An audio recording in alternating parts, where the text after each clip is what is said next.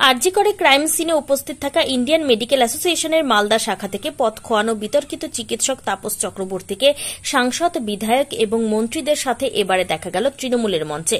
সেই ছবি সোশ্যাল মিডিয়ায় ভাইরাল। শাসক দলকে তীব্র কটাক্ষ বিরোধীদের। মঞ্চে উপস্থিত রাজ্যের মন্ত্রী সাবিনা ইয়াসমিন, জঙ্গিপুরের সাংসদ খলিলুর রহমান সহ মালদা, মুর্শিদাবাদের তৃণমূল বিধায়করা। এই নিয়ে শুরু হয়েছে বিতর্ক। চরম অস্বস্তিতে জেলা তৃণমূল নেতৃত্ব। বৃহস্পতিবার মালদার বৈষ্ণবনগরের পিটিএস মোড়ে গঙ্গা ভাঙন প্রতিরোধ নিয়ে কেন্দ্রীয় সরকার কোনো ব্যবস্থা নিচ্ছে না। এই নিয়ে মালদা জেলার তৃণমূল ও মুর্শিদাবাদ জেলার তৃণমূল যৌথ উদ্যোগে এক প্রতিবাদ সভার আয়োজন করা হয়। আর সেই সভা মঞ্চে উপস্থিত এই বিতর্কিত চিকিৎসক। সেই ছবি সোশ্যাল মিডিয়ায় ভাইরাল হয়। শুরু হয় বিতর্ক। কে এই তাপস চক্রবর্তী? ডক্টর তাপস চক্রবর্তী আইএমএ মালদা শাখার সভাপতি ছিলেন। আরজি করের ঘটনার দিন সেমিনার রুমে যে কয়েকজনের ছবি ভাইরাল হয়েছে তার মধ্যে তার ছবি দেখা গিয়েছিল। এর জেরে আইএমএ থেকে তিনি পথ খোয়ান। তার রেশ কাটতে না কাটতে এবার তিনি তৃণমূলের মঞ্চে। শাসক দলকে তীব্র কটাক্ষ বিজেপি ও সিপিএম এর। চরম অস্বস্তিতে জেলা তৃণমূল নেতৃত্ব। তবে তাপস চক্রবর্তী তৃণমূলের চিকিৎসক সংগঠনের নেতা।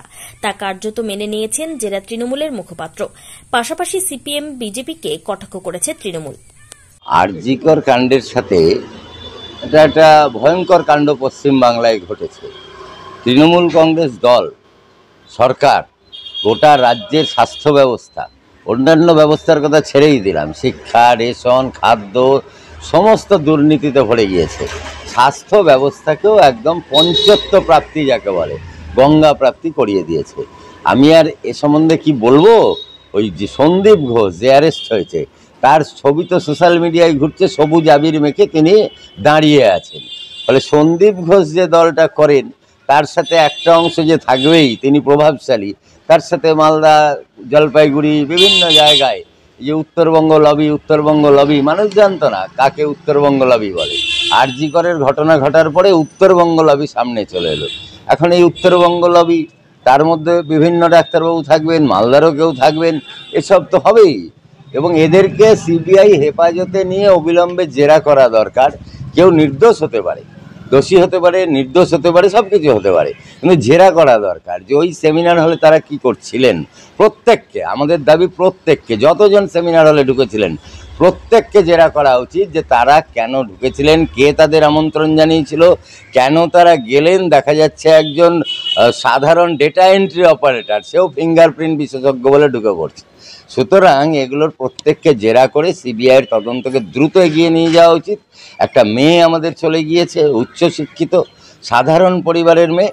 এর বিচার চাইতে গোটা রাজ্যবাসী শুধু না, গোটা দেশবাসী, আন্তর্জাতিক স্তরেও এই আন্দোলন ছড়িয়ে পড়েছে।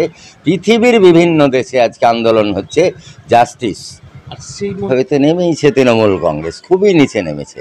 এখন তৃণমূল তার মঞ্চে কাকে রাখবে এ তো আমরা নির্দেশ দিতে পারি না।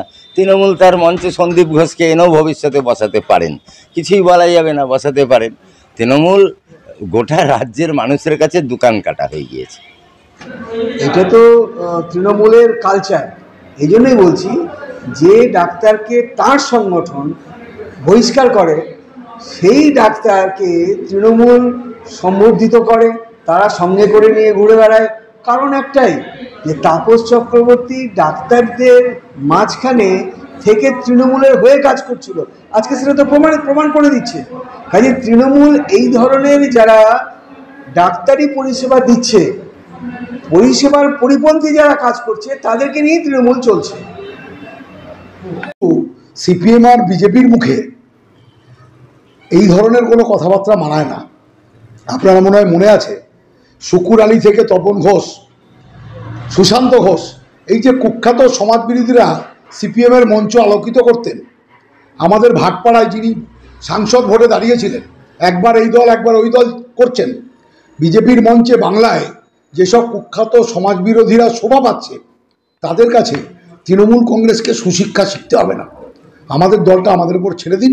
বাংলার মানুষ মমতা বন্দ্যোপাধ্যায়ের পক্ষে আছে বলে বাংলায় বিজেপির মুখে জামা ঘষে 42-এ 12টা সিট দিয়ে বাংলা থেকে বিদায় করেছে। This channel does not promote or encourage any illegal activities. All contents provided by this channel is meant for educational purpose only.